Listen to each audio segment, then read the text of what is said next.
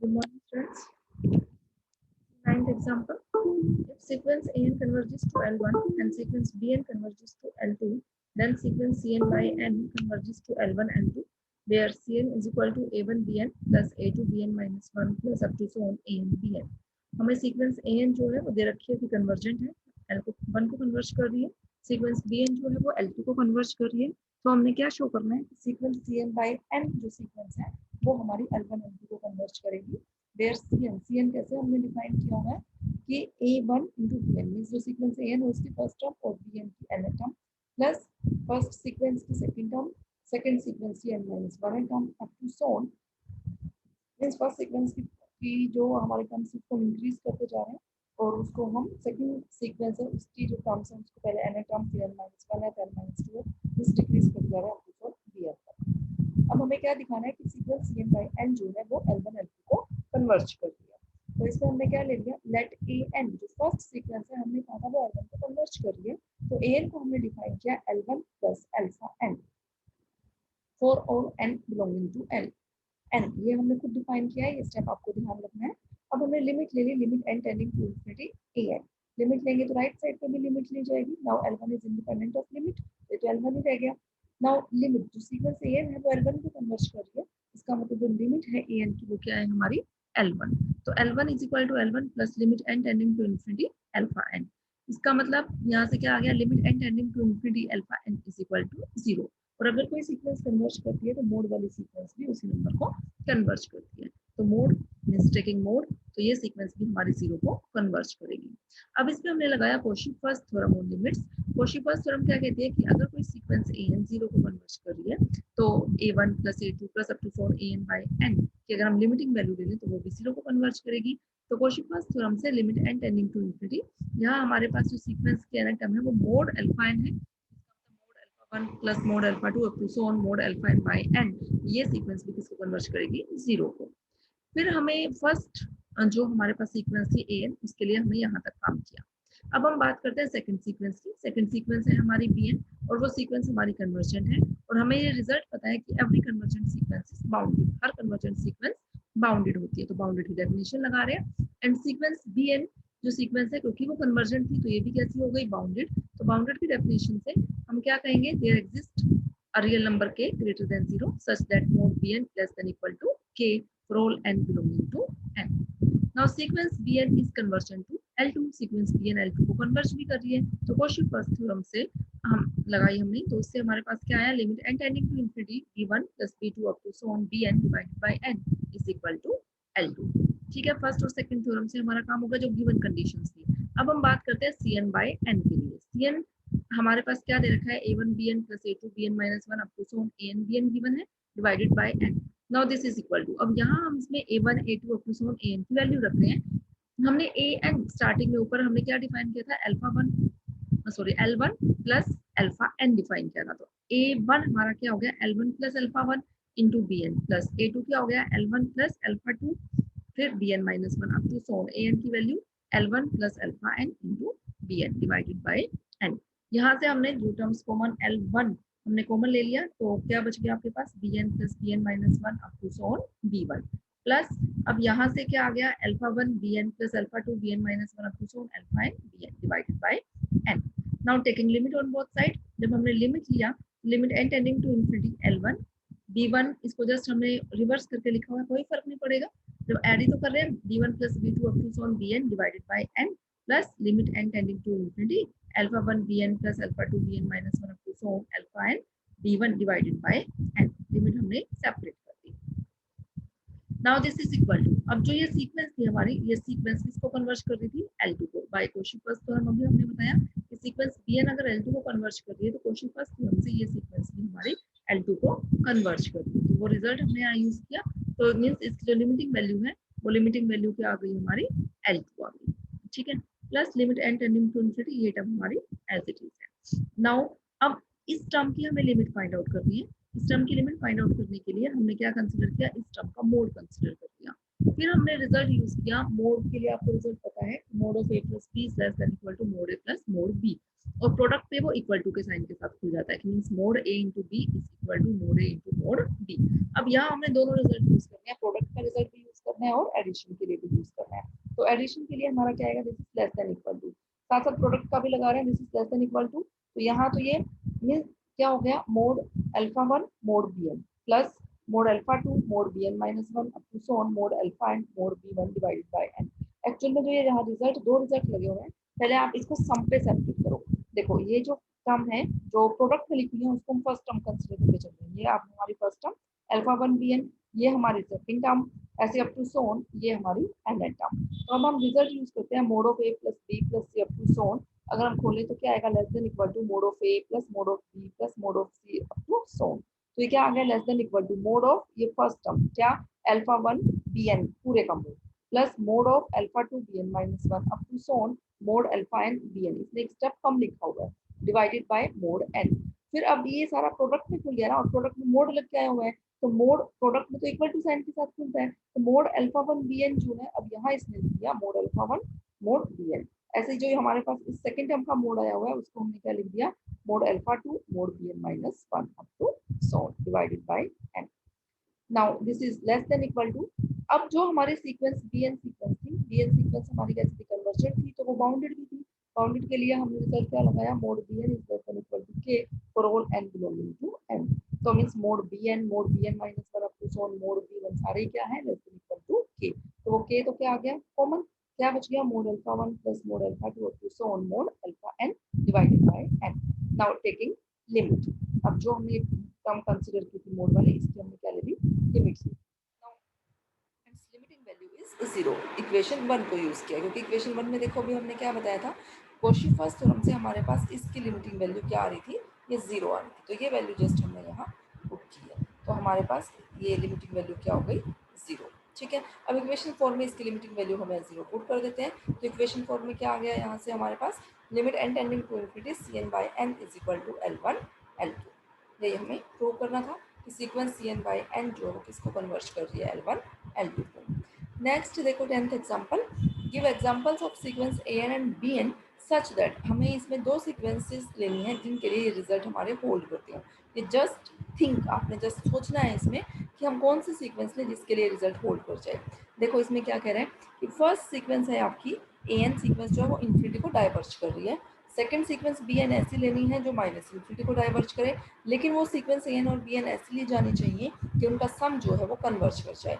आप सोच सकते हो, सिंपली अगर हम देखें तो सीक्वेंस an को अगर हम ले लें n सीक्वेंस n और bn को ले लें माइनस n, क्योंकि जो n है sequence an is equal to n जो है it diverges to infinity limiting value लेने पे, और जो ये bn है अगर हम इसको माइनस n लेते हैं तो ये किसको डाइवर्ज करेगा, माइनस इन्फिनिटी को। ठीक है, और अगर हम इनके सम की बात करें an plus bn means n minus n, सम क्या आ गया, 0 means 0 sequence means each term is 0, तो ये सीक्वेंस जो है वो किसको कन्वर्ज कर जाएगी, 0 में कन्वर्ज कर जाएगी।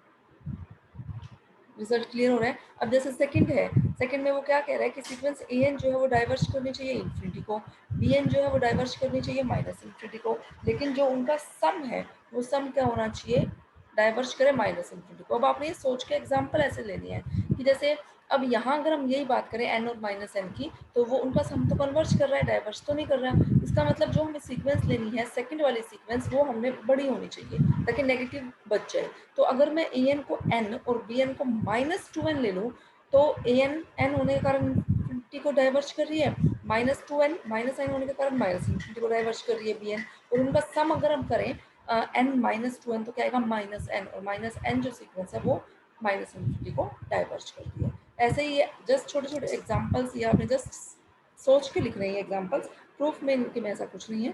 जैसे फर्स्ट का सीक्वेंस an ली इसने n, bn क्या ली माइनस n, तो an सीक्वेंस n इन क्या से निकालोगे, limit n tending to infinity an is equal to, जब लिमिट लोगे तो क्या आ जाएगी इन्फिनिटी, इसकी लिमिट क्या आएगी माइनस इन्फिनिटी। अगर हम उनका सम ले तो सम तो क्या आ जाएगा 0, तो मीन्स जो ये सम वाली सीक्वेंस है वो किसको कन्वर्ज कर रही है, 0 को कन्वर्ज कर रही है।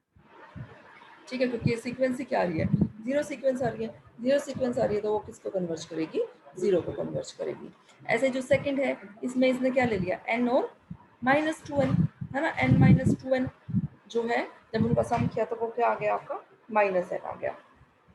ठीक है, तो ये सीक्वेंस an सीक्वेंस इन्फिनिटी को डाइवर्ज कर रही है, bn सीक्वेंस माइनस इन्फिनिटी को डाइवर्ज कर रही है, और उनका सम जो है वो भी माइनस इन्फिनिटी को डाइवर्ज कर रहे हैं। ऐसे ये जस्ट आपने एग्जांपल सोच के ये क्वेश्चंस कर रहे हैं। अब इसमें से कोई और क्वेश्चन देखें इसमें से हम इसका लास्ट पार्ट देखते हैं। लास्ट पार्ट इसका क्या है, सीक्वेंस ए एन जो है वो कन्वर्ज कर रही है, सीक्वेंस बी एन जो है वो आपकी डाइवर्ज कर रही है माइनस इन्फिनिटी को। तो लेकिन हमने क्या दिखाना है कि इनकी जो प्रोडक्ट वाली जो सीक्वेंस है वो प्रोडक्ट वाली सीक्वेंस क्या करे, ऑसिलेट करे। अब ऐसा एग्जांपल लो कि फर्स्ट सीक्वेंस कन्वर्ज करे, सेकंड सीक्वेंस डाइवर्ज करे माइनस इन्फिनिटी को, और उनका जो प्रोडक्ट वाली जो सीक्वेंस बने वो आपकी क्या करे, ऑसिलेट करे। अब प्रोडक्ट में ऑसिलेट चाहिए आपको, तो क्या सोच सकते हो आप, ये अगर हम डाइवर्ज कर दिया माइनस इन्फिनिटी को तो इसके लिए तो हम सिंपल एक बार माइनस एन ही कंसिडर कर लेते हैं। बी एन सीक्वेंस क्या है माइनस एन, वो माइनस इन्फिनिटी को डाइवर्ज कर जाएगी। अब ए एन सीक्वेंस अगर सिंपल कन्वर्जेंट वाली ले लें तो लेकिन हमें ये भी देखना है कि प्रोडक्ट जो है वो ऑसिलेट करना चाहिए। तो हम ए एन सीक्वेंस को से हम कंसिडर करें अगर -1⁻n/n, अगर हम इसको ले लें इस सीक्वेंस को, तो ये सीक्वेंस तो हमारी क्या हो जाएगी, कन्वर्जेंट हो जाएगी, -1⁻n/n, है ना। और लेकिन अगर हम इनका प्रोडक्ट लें -1⁻n/n, तो ए एन और बी एन क्या था -n, तो ये सीक्वेंस आपकी क्या बन जाएगी, -1⁻n। ये देखो एग्जाम्पल किया हुआ होगा, आपको देख के क्लियर होगा। ये देखो ए एन लिया हुआ है -1⁻n/n, बी एन लिया हुआ है इसने -n लिया हुआ है, तो इनका प्रोडक्ट किया तो n से n कैंसिल, तो ये -1⁻n। तो यहाँ आप n को 1 2 3 4 पुट करो तो ये सीक्वेंस आ गई 1 -1 1 -1। और इस सीक्वेंस कैसी होती है, ऑसिलेटिंग सीक्वेंस। और जो सीक्वेंस ए एन सीक्वेंस है -1 1/2 -1/3 1/4, ये सीक्वेंस आपको पता है कि ये कन्वर्ज करेगी जीरो को। कैसे कन्वर्ज करेगी, हम बाय डेफिनेशन जो हम बोलते हैं, डेफिनेशन से हम क्या कहते हैं कि कोई भी सीक्वेंस अगर कन्वर्ज कर रही है किसी भी नंबर को, तो इसका मतलब उस सीक्वेंस की कुछ फाइनाइट नंबर ऑफ टर्म्स को छोड़ के बाकी सारी टर्म्स जो हैं जिस नंबर को वो कन्वर्ज कर रही है उसके अराउंड अगर हम एक इंटरवल ले लें तो उस इंटरवल से बिलोंग कर जाएंगी। जैसे यहाँ देखो जो ये सीक्वेंस है, ये सीक्वेंस क्या हो रही है, माइनस की टर्म्स देखते हैं पहले, -1 -1/3 -1/5 up to so minus side से डिक्रीज होती जा रही है। ऐसे ही जो पॉजिटिव में देखिए 1/2 1/4 1/6, 1/2 सबसे बड़ी टर्म है, इसमें पॉजिटिव डिक्रीज होती होती वो कहाँ तक जाएंगे, अप टू सो ऑन करते करते 1/10 1/12 1/14 करते करते लास्ट में डिनोमिनेटर जितना बड़ा होता जाएगा नंबर उतना ही छोटा मीन्स जीरो को टेंड कर जाएगी। मीन्स अगर आप एक रियल लाइन ड्रॉ करो तो रियल लाइन में जैसे ये पॉइंट है आपका जीरो, रियल लाइन में आपको देखती हूँ अगर ड्रॉ करके इसमें से हो नहीं पाएगा शायद, ड्रॉ करने का आई थिंक कोई ऑप्शन नहीं है।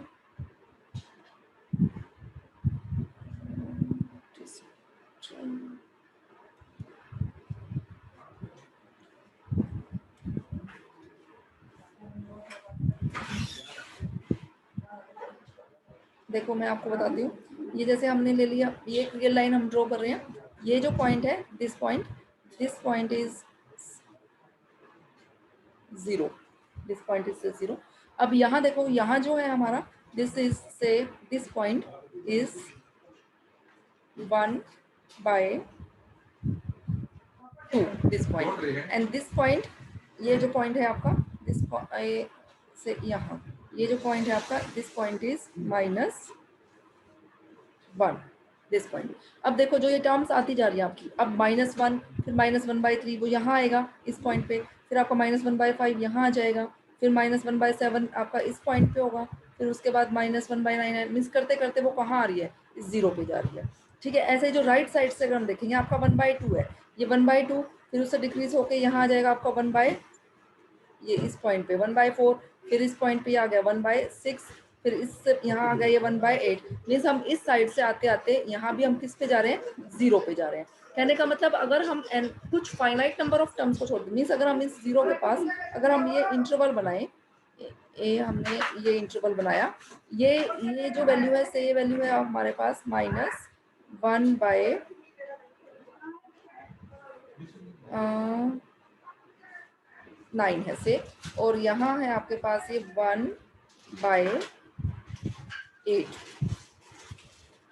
तो कुछ फाइनाइट नंबर ऑफ टर्म्स को हमने छोड़ा, बाकी टर्म्स जो है सारी की सारी जो है इस इंटरवल के अंदर आ जाएंगी। तो ये सीक्वेंस जो है वो हमारी किसको कन्वर्ज कर जाएगी, जीरो को कन्वर्ज कर जाएगी ये सीक्वेंस।